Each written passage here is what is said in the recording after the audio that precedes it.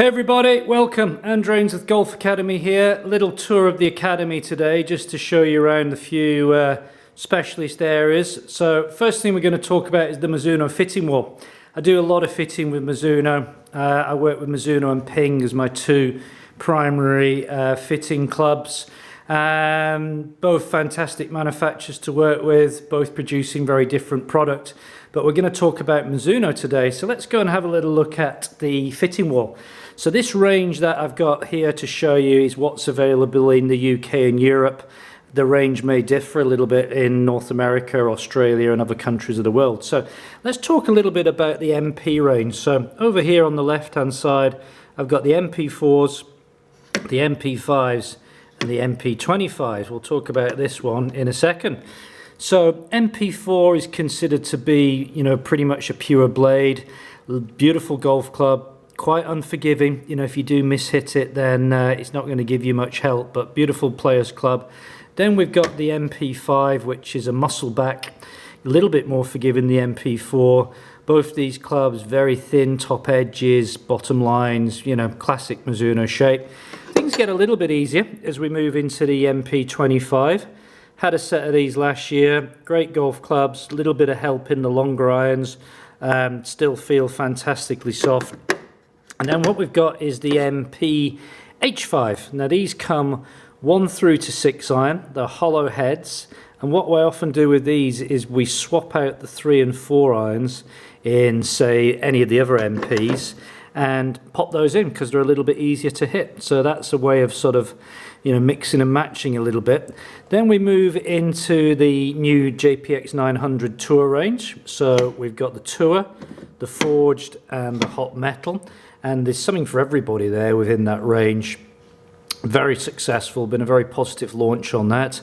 And then we have the JPX EZ Forged and the JPX EZ. Now I think this will probably disappear from Mizuno's range fairly shortly, and there'll be a replacement to that. I guess that might come out sometime in February near the Orlando trade show. So the eagle-eyed viewers will notice that we've got two sets of heads here. We've got the white ones, which are the standard weight, standard lie, standard length, and then we've got the B weights, which are come for half-inch longer and 2 degrees upright shafts. So these are slightly differently weighted to the standard length shafts which are fitted in the A's. Now Mizuno are one of the few companies, could be the only company, that make two different heads to fit with so that it all matches up perfectly. So with the yellow ones here, we fit all the yellow shafts in, and these are all half-inch longer, and you can see within here we've got all sorts. We've got Project X's, we've got Dynamic Golds, we've got C-tapers, C-taper lights, massive selection. And then over into the standard length shafts, same again, Dynamic Gold AMTs, Project X's, everything you could absolutely wish for. Project XLZ, 6.0s, Modus, KBS's, recoils, and Mizuno have a policy over here where, as you can see, it's any custom shaft or grip for no upcharge. This is, I don't know if this works in the States, so I'll be very interested to find out if it's the same over there. Moving up to the top deck, we've got 3 models for the ladies. As you can see, we've got the 900 Hot Metals, the JPX EZ Forged and standard EZs. We've got the little fly highs, which are the long iron replacements. And don't forget the left-handers. Everyone forgets the lefties, which we shouldn't do. We've got 5 models for the left-hander, going from MP25, Forged, Hot Metals, JPX EZ, Forged and Standard. So big range, isn't it? Fantastic. Down here we've got the Swing DNA, which you guys may have seen. Basically what you do, and I'm going to do a full video on this, is you pop this shaft into a head, you hit 3 shots with it, and it comes back with 5 bits of information.